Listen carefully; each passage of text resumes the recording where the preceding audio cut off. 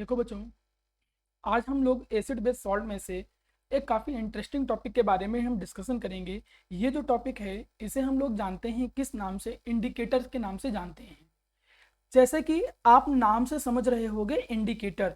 तो इंडिकेटर का एक सीधा सा मतलब होता है जो इंडिकेट करे। भाई क्या इंडिकेट करेगा? भाई इंडिकेटर तो जैसे आप रोड पे निकलते हो तो कई सारे इंडिकेटर होते हैं, रुक जाओ, ठहरो, आगे चलो, इस तरीके से बहुत इंडिकेटर होते हैं। अब वो इंडिकेट कैसे करते हैं? बाय द अपना साइन, कुछ कलर चेंज करके बताते हैं। तो यहाँ पर कुछ इंडिकेटर ऐसे हैं जो किसी भी एसिडिक या बेसिक सॉल्यूशन के नेचर को बताएंगे। माना मेरे सामने कोई सॉल्यूशन रखा हुआ है, अब आपको पता करना है ये एसिडिक है या बेसिक है, क्या है अभी नहीं पता चल पा रहा है। तो हम कुछ इंडिकेटर यूज करेंगे। वो इंडिकेटर क्या हेल्प करेंगे तुम्हें? वो बताएंगे कि ये एसिड है या बेस है। कैसे बताएंगे? बोल को तो बताएंगे नहीं, वो अपने कलर को चेंज करके बताएंगे या अपने स्मेल को चेंज करके बताएंगे कि भाई जिसके कांटेक्ट में आए हैं वो एसिड है या बेस है। तो यही देखो इसकी डिफिनेशन हो जाती है। क्या डिफिनेशन है? कि इंडिकेटर जो होते हैं ये इंडिकेट करते हैं, क्या इंडिकेट करते हैं बच्चों? Nature of particular solution. वो ये रिप्रेजेंट करते हैं कि जो सॉल्यूशन है वो एसिडिक है, वो बेसिक है या न्यूट्रल है। सॉल्यूशन एसिडिक, बेसिक या न्यूट्रल में से क्या है उसको इंडिकेट करते हैं। कौन? इंडिकेटर। और कैसे इंडिकेट करेंगे? बाय चेंजिंग देयर कलर, अपने कलर को चेंज करके या स्मेल को चेंज करके। चलिए एक एक करके हम लोग डिस्कस करते हैं इंडिकेटर। यहाँ पर आप जो पढ़ने को आपको मिलेंगे वो तीन तरीके के इंडिकेटर समझने को मिलेंगे या पढ़ने को। एक होता है जिसको बोलते हैं natural indicator, synthetic indicator and olfactory indicator. देखिए, नेचुरल इंडिकेटर और सिंथेटिक इंडिकेटर जो होता है ये इस बेसिस पे है कि इसको डिराइव्ड कैसे किया गया, बनाया कैसे गया है। नेचुरल इंडिकेटर वो होते हैं विच आर डिराइव्ड, जिनको बनाया जाता है, which are derived from nature. Nature बोले तो प्लांट एंड एनिमल, जिनको प्लांट और एनिमल से डिराइव किया जाएगा उनको नेचुरल इंडिकेटर बोलेंगे। और वो इंडिकेटर जो सिंथेसाइज किए जाते हैं, जिनको बनाया जाता है, मैनमेड जो होते हैं, उनको बोलते हैं सिंथेटिक इंडिकेटर। हम नेचुरल इंडिकेटर में से जैसे टर्मरिक के बारे में पढ़ेंगे, लिटमस पेपर के बारे में पढ़ेंगे या लिटमस सॉल्यूशन के बारे में पढ़ेंगे। वहीं पे जो सिंथेटिक इंडिकेटर होते हैं उनमें भी कुछ इंपॉर्टेंट हम इंडिकेटर पढ़ेंगे, जैसे मिथाइल ऑरेंज पढ़ेंगे, फिनोप्थिलीन के बारे में पढ़ेंगे। और थोड़ा बहुत हम लोग ऑल्फैक्टरी इंडिकेटर बोलेंगे। ऑल्फैक्टरी इंडिकेटर जैसा हमने यहाँ पर बोला था कि या तो कलर को चेंज करके बताएंगे प्रेजेंस एसिड या बेस की, या तो स्मेल की। तो ये स्मेल की कैटेगरी में आ जाता है। ऐसे सब्सटेंस जिनका जो स्मेल होता है या ऑडोर जो होता है वो क्या मेरा प्यारा बच्चा चेंज हो जाएगा किसकी प्रेजेंस में? एसिड या बेसिक की प्रेजेंस में। मतलब जो स्मेल को चेंज करके, अपने स्मेल को बदल करके जो बताएं कि भाई वो एसिड है या बेस है, उन इंडिकेटर को हम ऑल्फैक्टरी इंडिकेटर की कैटेगरी में लाते हैं। उन ऑल्फैक्टरी इंडिकेटर में बेसिकली तीन पढ़ने को मिलते हैं आपको, एक क्लो, वेनिला और अनियन। चलिए चलते हैं एक एक करके सबके बारे में सीखने की कोशिश करते हैं। सबसे पहले जो पहला इंडिकेटर है ये दिस इज लिटमस। अब आप हमको बताओगे कि लिटमस जो होता है वो कौन से इंडिकेटर की कैटेगरी में आता है, कि नेचुरल की सिंथेटिक? बिल्कुल सही। ये किस कैटेगरी में आता होगा? ये नेचुरल इंडिकेटर की कैटेगरी में आता होगा। क्यों भाई ये नेचुरल इंडिकेटर की कैटेगरी में आता है? ये नेचुरल इंडिकेटर की कैटेगरी में इसलिए आता है क्योंकि ये एक प्लांट होता है, दैट इज लाइकन प्लांट। ये लाइकन प्लांट से क्या होता है मेरा प्यारा बच्चा? डिराइव्ड होता है। This is derived from lichen plant. ये लाइकन प्लांट से डिराइव्ड होता है। ये एक एक्वेटिक प्लांट होता है। ये क्या होता है? एक एक्वेटिक प्लांट होता है। तो उससे इसको हम लोग क्या करते हैं? डिराइव करते हैं मेरे प्यारा बच्चा। अच्छा, लिटमस पेपर भी होता है, लिटमस सॉल्यूशन भी होता है। जैसे लिटमस जो लाइकन प्लांट से जो एक्सट्रैक्ट निकाला गया है, जब पेपर को डिप करके उससे निकालते हैं तो हमें लिटमस पेपर मिल जाता है। यहीं पे देखो लिखा है कि एक बहुत कॉमन एसिड बेस इंडिकेटर होता है जिसको हम लिटमस पेपर कहते हैं। लैब में आप ज्यादातर इन्हीं के बारे में सुनोगे। इनको कैसे क्रिएट करते हैं? जब हम फिल्टर पेपर को लाइकन का जो एक्सट्रैक्ट निकला है, जो डाई निकली है, उसमें डिप करके निकालते हैं तो वो फिल्टर पेपर जो होता है वो जनरली लिटमस पेपर में कन्वर्ट हो चुका होता है। दो तरीके की स्ट्रिप आपको देखने को मिलेंगी, एक ब्लू लिटमस स्ट्रिप, एक ब्लू लिटमस स्ट्रिप आपको देखने को मिलती है और एक रेड स्ट्रिप आपको बेसिकली ऑब्जर्व करने को मिलती है। याद रखिएगा, इस बात को भूलिएगा नहीं। क्या चीज याद रखने वाली है कि यहां पर जो ब्लू लिटमस पेपर होता है, सुनिए, जो ब्लू लिटमस पेपर होता है वो जैसे ही एसिड की प्रेजेंस में आता है वो किस में कन्वर्ट हो जाता है? Red colour. Blue litmus paper अपने कलर को चेंज कर देगा, वो रेड में कन्वर्ट हो जाएगा। और जो रेड लिटमस पेपर होता है, रेड लिटमस पेपर जो होता है वो जैसे किसी बेस की प्रेजेंस में आता है तो वो ब्लू में कन्वर्ट हो जाता है। इसको बिल्कुल कतई भूलिएगा मत, अच्छे से याद रखिएगा। याद रखना है कि ब्लू लिटमस पेपर रेड में कन्वर्ट हो जाता है और जो ये ऐसा करते हैं उन्हें हम क्या कहते हैं, एसिड कहते हैं। क्लियर? और रेड टू ब्लू जो कन्वर्ट करते हैं वो बेस हो जाते हैं। तो ये लिटमस पेपर के बारे में हो गया। मैं यहां पर इसी लिटमस पेपर से रिलेटेड एक एक्टिविटी भी आपको बताने की कोशिश करूंगा जिससे आपको थोड़ा ज्यादा अच्छे से समझ में आ जाए। चलिए देखते हैं। कभी कभी वो एक एक्टिविटी इस तरीके से बना देते हैं। मैं आपके सामने एक एक्टिविटी रिप्रेजेंट करता हूं। माना किसी ने कहा कि हमारे सामने 3 कंटेनर हैं।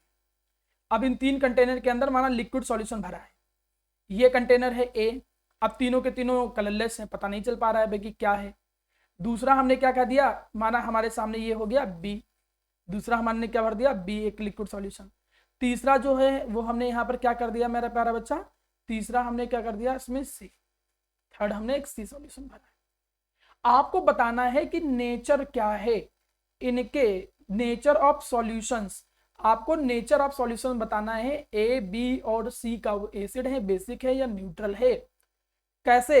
With help of. कैसे बताना है? With help of. एक कोई हमने आपको दे दिया लिटमस पेपर, जैसे मैंने आपको दे दिया मान के चलो कि blue litmus paper. By help of blue litmus paper हमने आपको क्या दे दिया, ब्लू लिटमस पेपर दे दिया। चलो अब एक्टिविटी करोगे कैसे, इस एक्टिविटी को ऐसे समझो। आपने माना ब्लू लिटमस पेपर उठाया, ठीक है, चलिए ब्लू लिटमस पेपर ले लिया। आपने क्या किया कि जो ब्लू लिटमस पेपर था, इस ब्लू लिटमस पेपर को आपने डिप किया। किसके अंदर डिप किया? इनटू ए। आप ब्लू लिटमस पेपर को ले गए और ए के अंदर डिप कर दिया। जैसे आपने ए के अंदर डिप किया, आपने देखा नो चेंज इन कलर। भाई कोई कलर ही नहीं चेंज हो रहा है, नो चेंज इन कलर, कोई भी कलर चेंज नहीं होगा। अब ब्लू लिटमस पेपर अपना कलर नहीं चेंज कर रहा है, इसका मतलब या तो अच्छा ब्लू रेड में कब कन्वर्ट हो जाता है, जब एसिड होता। तो मतलब ए में एसिड नहीं है, ये पक्का है। अगर ए में एसिड नहीं है, या तो वो बेस हो सकता है या तो वो न्यूट्रल हो सकता है। ये दो नेचर निकल के आए, इन दोनों में से कुछ हो सकता है। चलिए एक हिंट निकाल लिया। नहीं कन्वर्ट हुआ भाई, कोई बात नहीं, हम आगे बढ़ गए। अब हमने अगले केस में, केस नंबर 2, इस बार जो ब्लू लिटमस पेपर लिया है उसको हम लोगों ने क्या किया, उसको हम लोगों ने डिप किया इन बी सॉल्यूशन। हमने बी सॉल्यूशन में डिप किया। अच्छा, इसमें भी निकल के आया नो चेंज इन कलर। इसमें भी पता चला कि भाई कोई भी कलर जो है वो चेंज नहीं हुआ। तो इससे पता चला भाई ये भी एसिड नहीं है, मतलब या तो बेस होगा या तो न्यूट्रल होगा।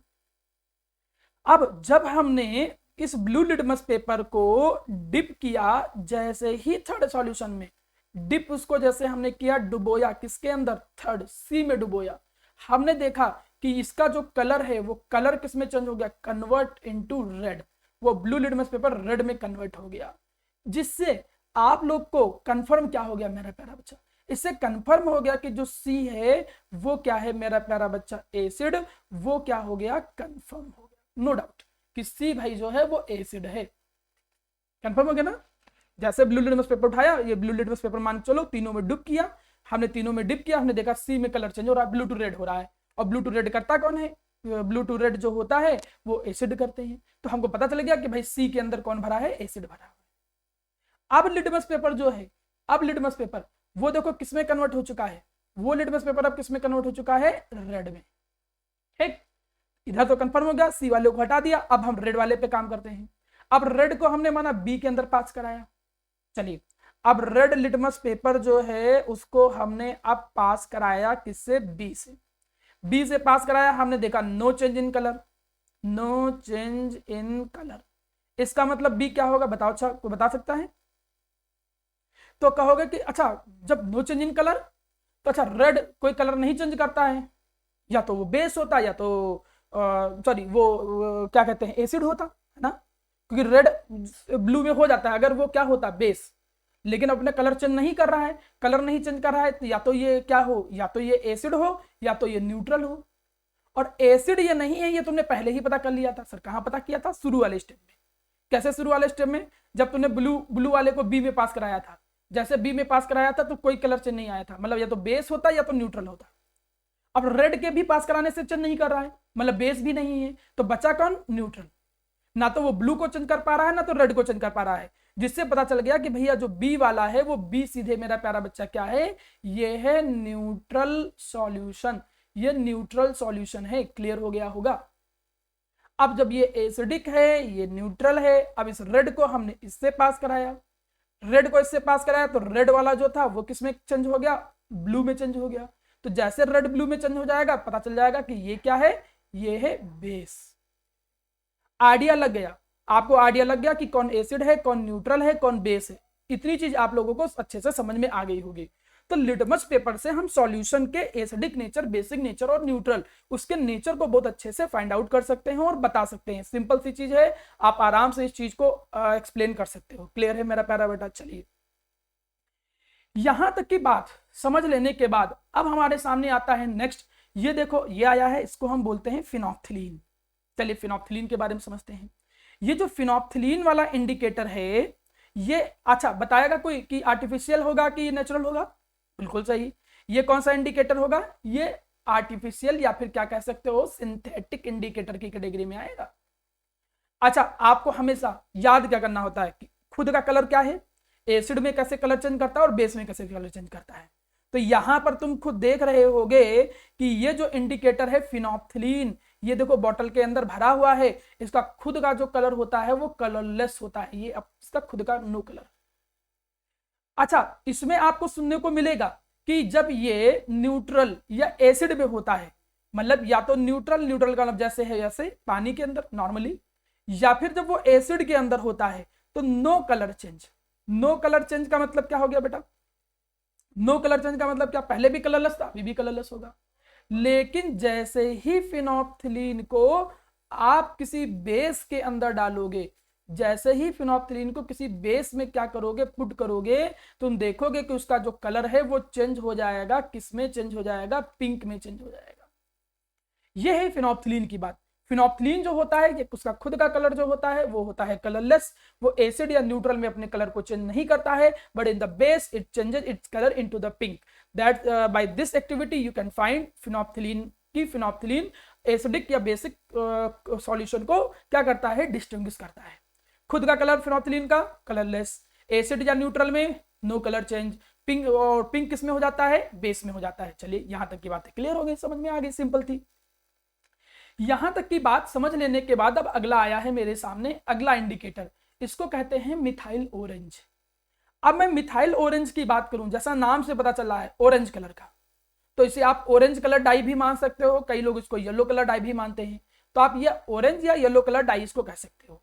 तो ये खुद में कैसा कलर रखता है, ये खुद में ऑरेंज कलर या फिर कैसा रखता है मेरा बच्चा, हल्का सा येलोविश कलर, आप उसको ऑरेंज कलर ही मान के चलो। तो ये क्या करता है, जैसे ही एसिडिक मीडियम में जाता है मिथाइल ऑरेंज, जैसे ही एसिडिक मीडियम में जाएगा वो अपना कलर कैसा चेंज कर लेगा, रेड, रेड कलर कर लेगा। मिथाइल ऑरेंज जो होता है, मिथाइल ऑरेंज जो होता है ये एसिड में जो होता है वो एसिड में अपना कलर कैसा कर लेता है, रेड। लेकिन जब ये न्यूट्रल सॉल्यूशन हो या फिर वो बेसिक सॉल्यूशन हो तो नो चेंज इन कलर, कोई भी कलर में चेंज नहीं करता, मतलब वो ऑरेंज था तो ऑरेंज कलर का ही रहेगा। ये एक बेसिक सी चीज आपको पता होनी चाहिए। ये तीसरा इंडिकेटर था। पहला हमने समझाया लिटमस पेपर, उस पर एक्टिविटी भी कराई। फिनोप्थिलीन जो कि बेस में पिंक कलर कर दे रहा था, बाकी अपना कलरलेस ही रहता था। मिथाइल ऑरेंज ऑरेंज कलर का रहता है, एसिड और न्यूट्रल में नॉर्मल रहता है, बेस में वो पिंक हो जाता है। ठीक, आगे बढ़ो। Red cabbage juice.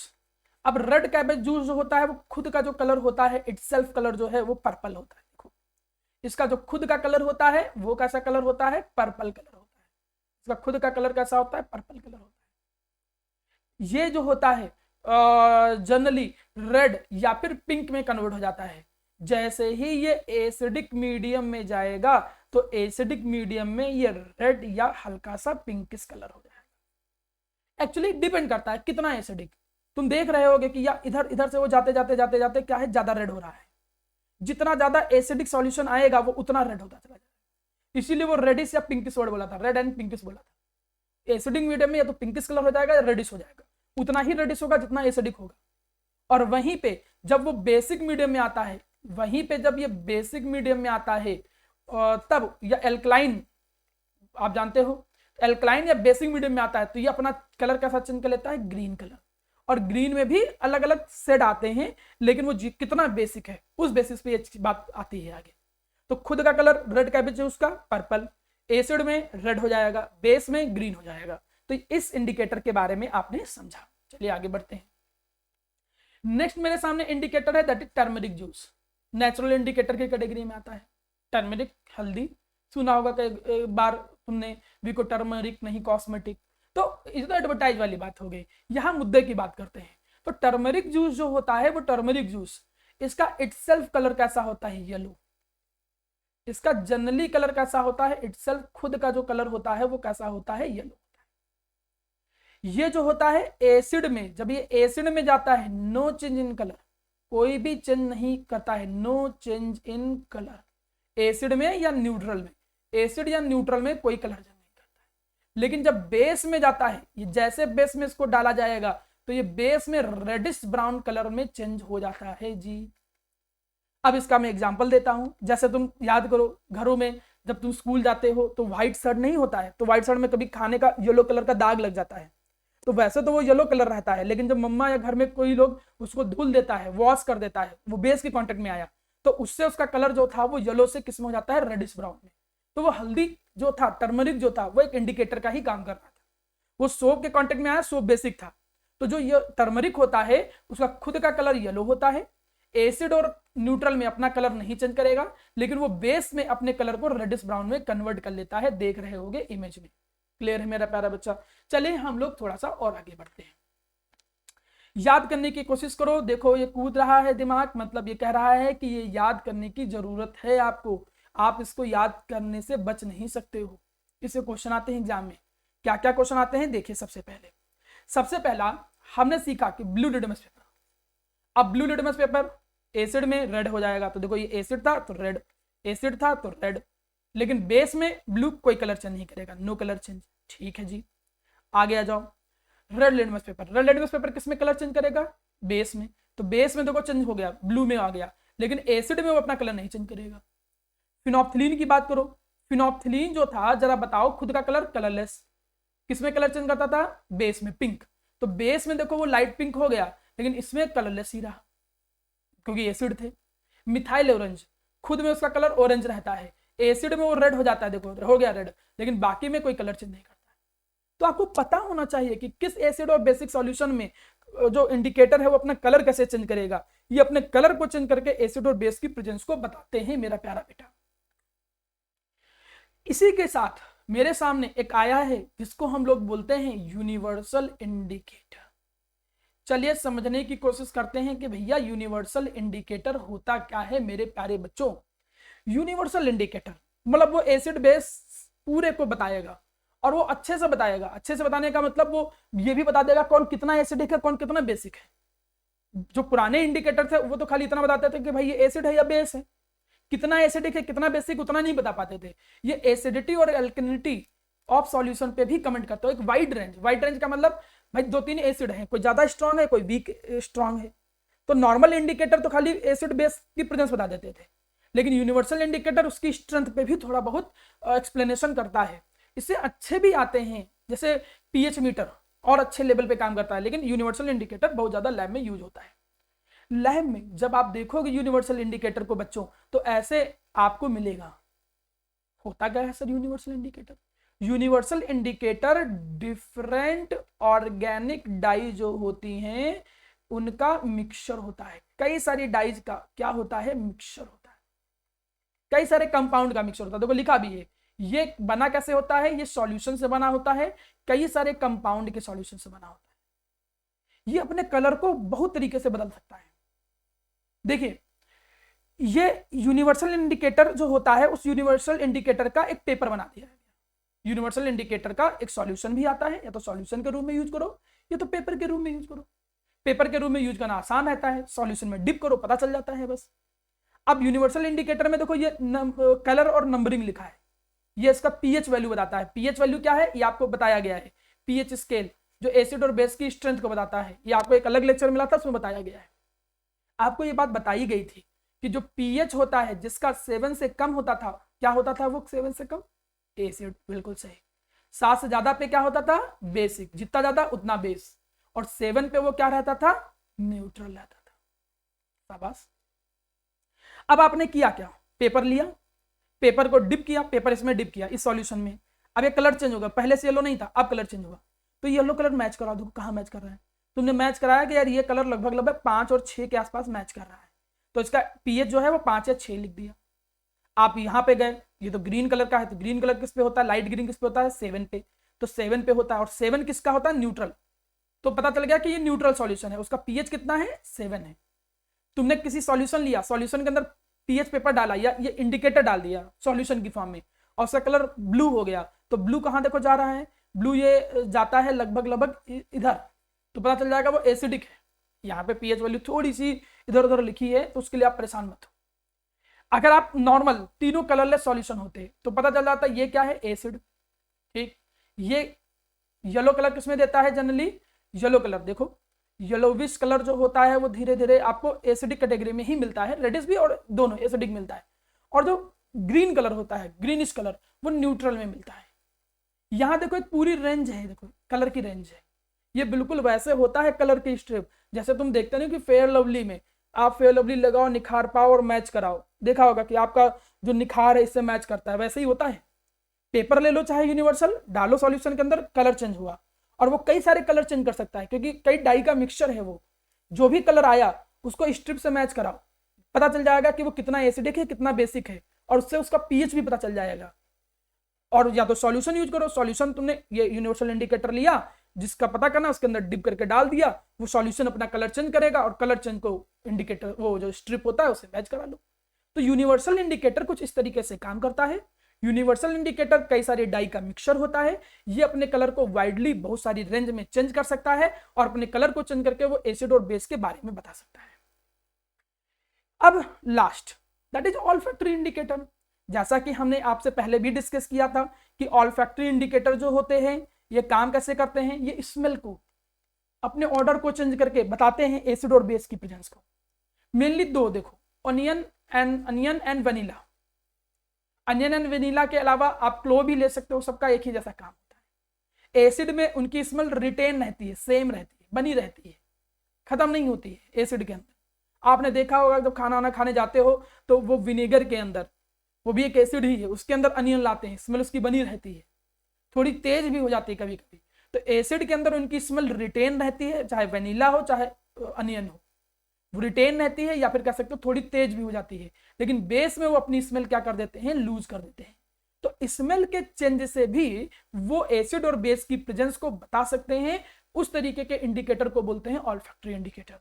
Olfactory indicator वो हैं जो अपनी स्मेल को चेंज करके बताते हैं एसिड और बेस की प्रेजेंस के बारे में। कुछ क्वेश्चन करते हैं जिसके बाद आपका इंडिकेटर का टॉपिक पूरा कंप्लीट हो जाएगा। देखते हैं कितना आप लोगों ने सीखा। What is the effect of litmus paper on curd and lemon. Curd और लेमन में लिटमस पेपर का कैसा चेंज आएगा। कर्ड एंड लेमन होते कैसे हैं, एसिडिक होते हैं ना। तो आप क्या बोलोगे कि अगर हम ब्लू लिटमस पेपर लेंगे तो ब्लू लिटमस पेपर किस में चेंज हो जाएगा, रेड में, क्योंकि एसिड है, और रेड नहीं चेंज हो जाएगा। अगला क्वेश्चन देखो, मिथाइल ऑरेंज, खुद का कलर ऑरेंज होता है, टर्न इनटू द रेड, एक सॉल्यूशन में उसको डाला गया और वो रेड में कन्वर्ट हो गया। तो बताओ सॉल्यूशन के बारे में क्या इंफॉर्मेशन मिलती है। कब मिथाइल ऑरेंज अपने कलर को रेड में कन्वर्ट करते थे, एसिड में। तो इसका मतलब पता चल गया कि solution is acidic in nature. Solution जो होता है वो सॉल्यूशन जो है वो एसिडिक इन नेचर है, तभी तो ये भैया ऑरेंज, मिथाइल ऑरेंज, वो अपना कलर रेड में कन्वर्ट किया है। कौन सा एसिड पता प्रेजेंट होता है विनेगर के अंदर, बताया गया था, एस्टिक एसिड। वेरी गुड, कौन सा, acetic acid, formula CH3COOH। If the aqueous solution of slate lime, चौथे क्वेश्चन पे आ जाओ। एक स्लेट लाइम को चेक किया गया, एक्वस सॉल्यूशन को with methyl orange, methyl orange से स्लेट लाइम को चेक किया गया और वो येलो कलर ही दे रहा है। मिथाइल ऑरेंज येलो कलर दे रहा है, येलो का मतलब अपना कलर चेंज नहीं कर रहा है, ऑरेंज से येलो मतलब नो कलर चेंज। तो उससे स्लेट लाइम का क्या नेचर पता चला। मिथाइल ऑरेंज अपना रेड में तभी चेंज करता है जब एसिड आए, वो सेम कलर रखे या येलो रहता है, कब, बेसिक के अंदर। उससे पता चला कि भैया जो स्लेट लाइम है उसका नेचर कैसा है, बेसिक है। लास्ट क्वेश्चन बता चुका था, वही है कि जो टर्मरिक के दाग होते हैं, येलो स्ट्रेन जो पड़ते हैं, उनको जब सोप से हम रब करते हैं तो तो क्या ऑब्जर्व होगा? उनको बताया गया था, हाँ बिल्कुल सही, कलर जो होता था वो रेडिश ब्राउन में चेंज हो जाता था, रेडिश ब्राउन चेंज हो जाता है। क्यों रेडिश ब्राउन चेंज हो जाता है? क्योंकि जो सोप होता है वो कैसा वर्क करता है? वर्क करता है एज अ बेस, और उससे उसका जो कलर होता है वो रेडिश ब्राउन हो जाता है। और यहाँ टर्मरिक जो है एक इंडिकेटर का काम करता है, और वो बेस की प्रेजेंस में अपने कलर को चेंज कर देता है रेडिश ब्राउन। तो इसी के साथ इंडिकेटर का टॉपिक आपका पूरा कंप्लीट होता है। सारे इंडिकेटर को एक बार दोबारा देख लीजिए। इंडिकेटर जो इंडिकेट करें, जो एसिड और बेस के नेचर को इंडिकेट करें कि क्या है, उसका एसिडिक नेचर है या बेसिक नेचर है। कैसे इंडिकेट करेंगे? बाय चेंजिंग देयर कलर और द स्मेल। कौन कौन से इंडिकेटर? ऑल्फैक्टरी जो स्मेल से बताएं, नेचुरल और सिंथेटिक। अगर वो नेचर से डिराइव किए गए हैं तो नेचुरल, और अगर बनाए गए हैं तो सिंथेटिक इंडिकेटर। इंडिकेटर वाला लेक्चर आपका कंप्लीट हुआ है। आप क्वेश्चन करिए, प्रैक्टिस करिए, आपके सारे क्वेश्चन इससे हो जाएंगे। बस याद करिए, थोड़ा सा ध्यान रखिए, गलतियां मत करिए, कलर में कोई मतलब कंफ्यूजन मत रखिए। एक दो बार प्रैक्टिस करिए, अच्छे से तैयार हो जाएगा। ठीक है मेरे बच्चों, थैंक यू।